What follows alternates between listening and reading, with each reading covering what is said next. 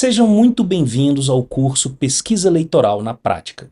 Meu nome é Yuri e ao longo deste curso você vai aprender a planejar, executar e interpretar pesquisas eleitorais do zero, usando o Hashdata, uma plataforma que foi desenvolvida especificamente para pesquisas de campo.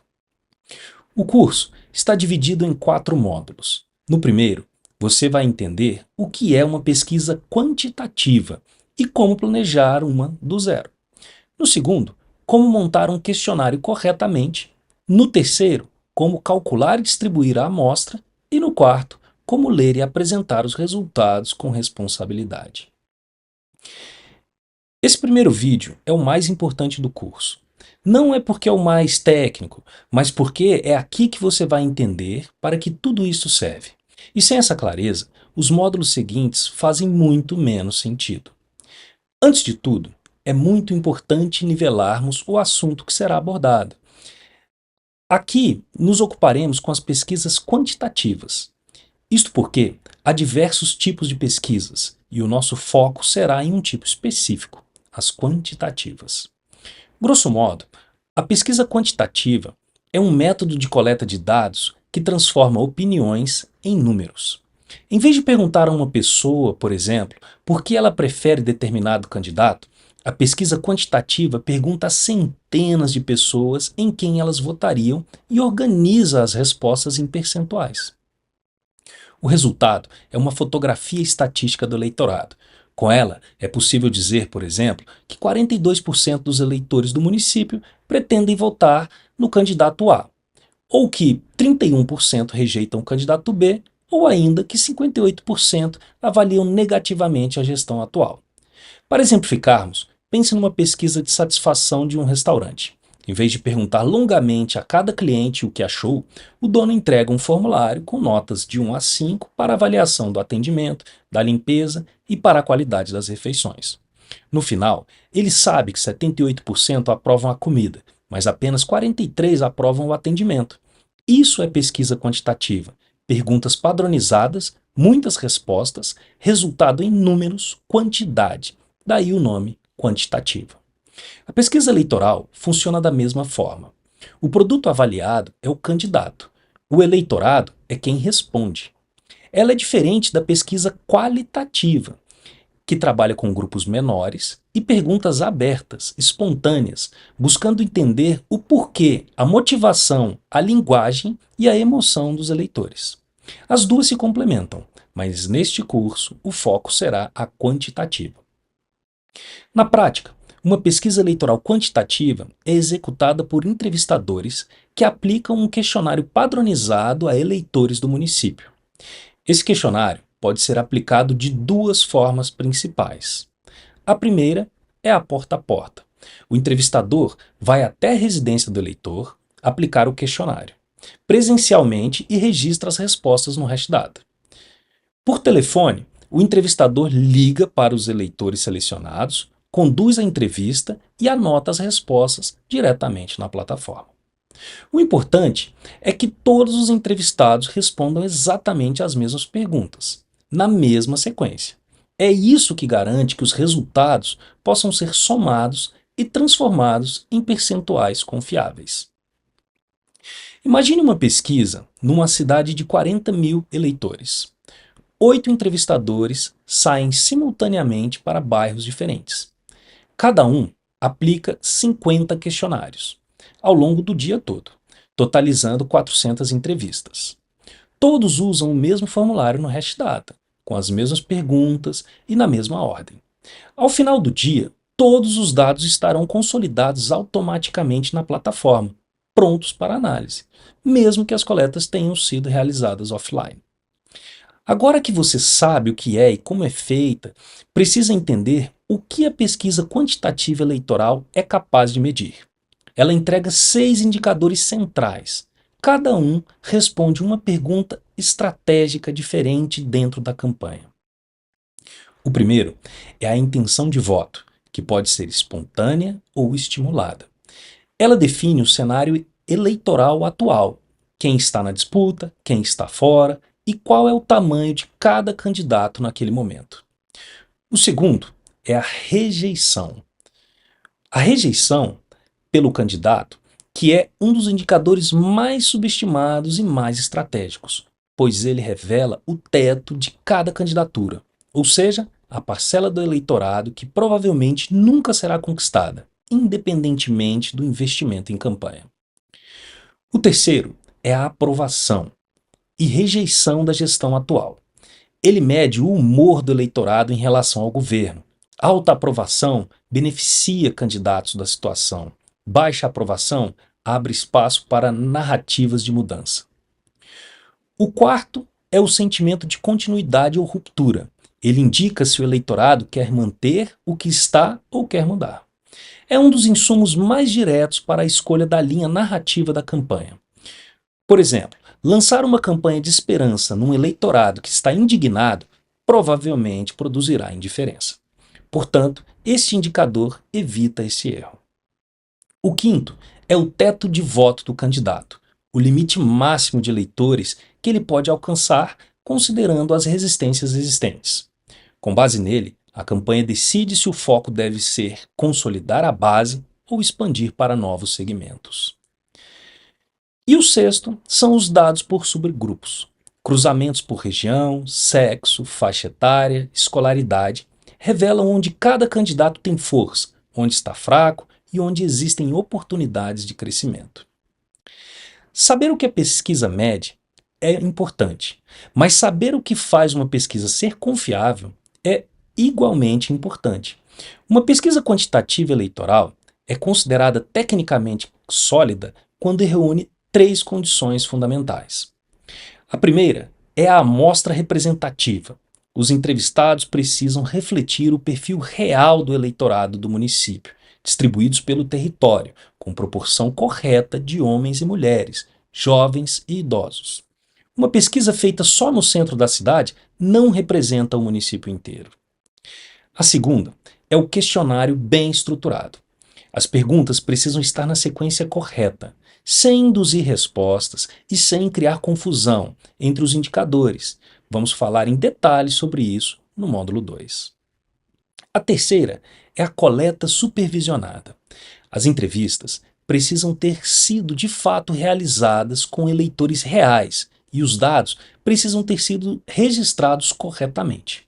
Uma pesquisa fabricada ou mal supervisionada pode ser numericamente perfeita e completamente inválida.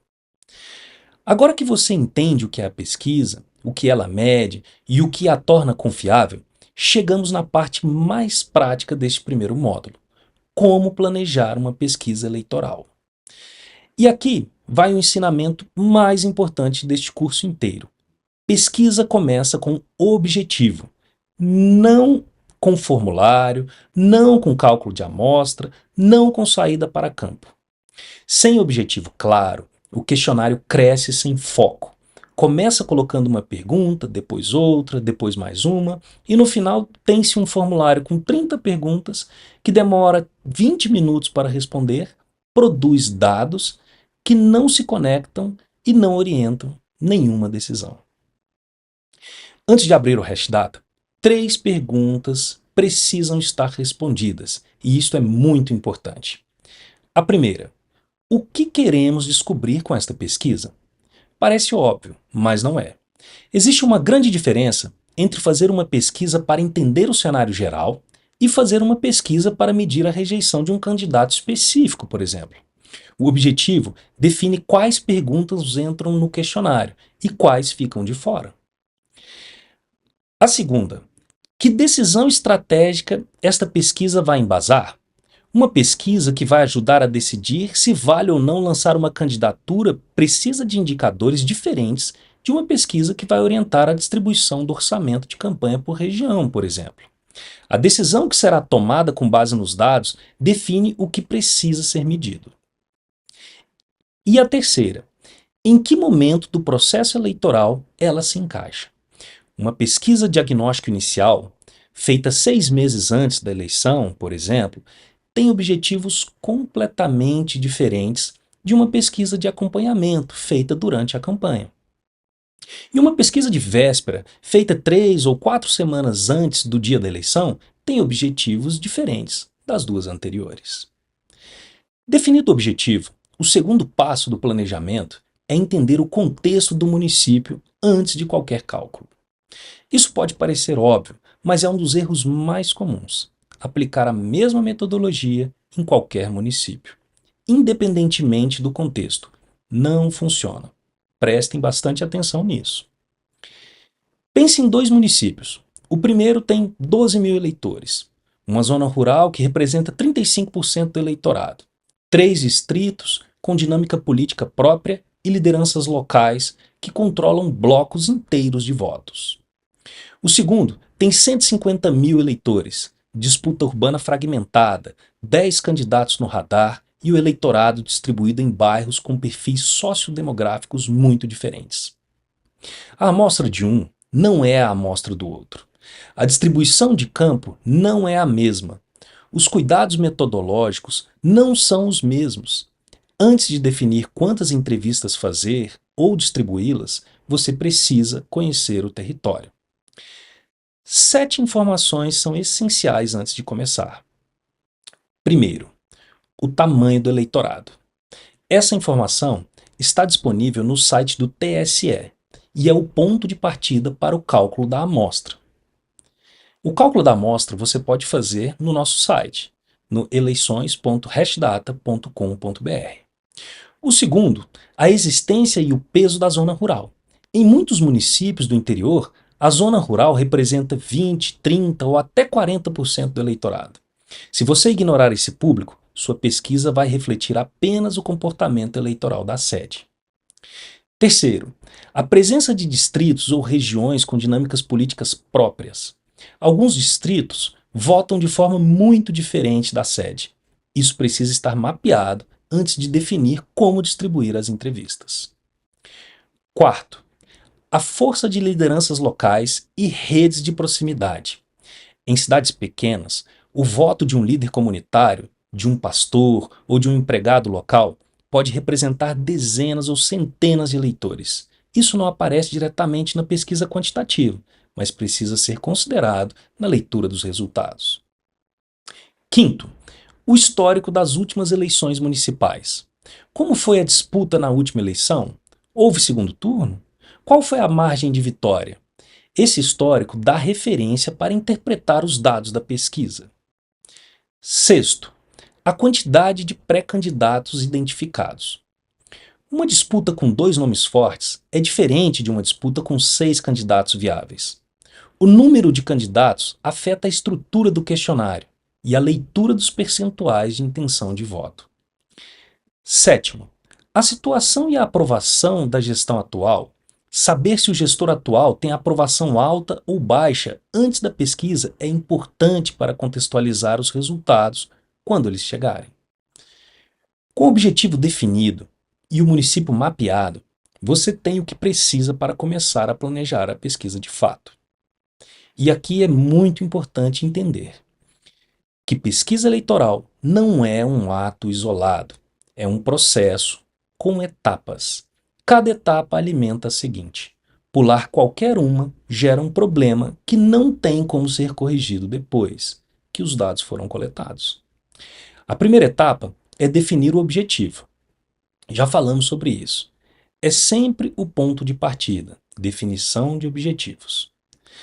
A segunda é entender o município. Também já cobrimos as 7 informações que você precisa levantar antes de qualquer cálculo. A terceira é estruturar o questionário. Quais perguntas entram, em qual ordem, com quais opções de resposta, e nós vamos abordar isto detalhadamente no nosso segundo módulo. A quarta é calcular e distribuir a amostra. Quantas entrevistas são necessárias para atingir a margem de erro desejada e como distribuir essa entrevista pelo território do município. O módulo 3 vai tratar exatamente disso e iremos abordar com profundidade. A quinta é organizar a coleta. Quem vai fazer as entrevistas, em quais pontos, em qual período e com quais critérios de supervisão. A sexta é controlar a qualidade em campo. Muito importante é validar as entrevistas durante a coleta. identificar entrevistadores com tempo de preenchimento suspeito, garantir que as cotas estão sendo respeitadas. Um erro de campo não detectado aqui vai contaminar toda a análise. E o Hashdata te ajuda, pois ele determina exatamente o tempo de realização de cada uma das coletas. A sétima é tabular os dados, organizar e consolidar as respostas para análise. O Hashdata faz isso automaticamente, conforme veremos. A oitava é interpretar os resultados, transformar os números em inteligência estratégica para a campanha. Número sozinho não é estratégia. Interpretação é. Vamos cobrir tudo isso no módulo 4. E a nona é apresentar com responsabilidade, comunicar os resultados com clareza, indicando as limitações da pesquisa e evitando conclusões que os dados não sustentam. Cada etapa tem o seu lugar nesse fluxo. Pular a segunda etapa, por exemplo, sair para o campo sem ter mapeado o município, pode resultar numa amostra concentrada no centro da cidade, que ignora completamente o eleitorado rural. A pesquisa vai ter números, eles só não vão representar o município.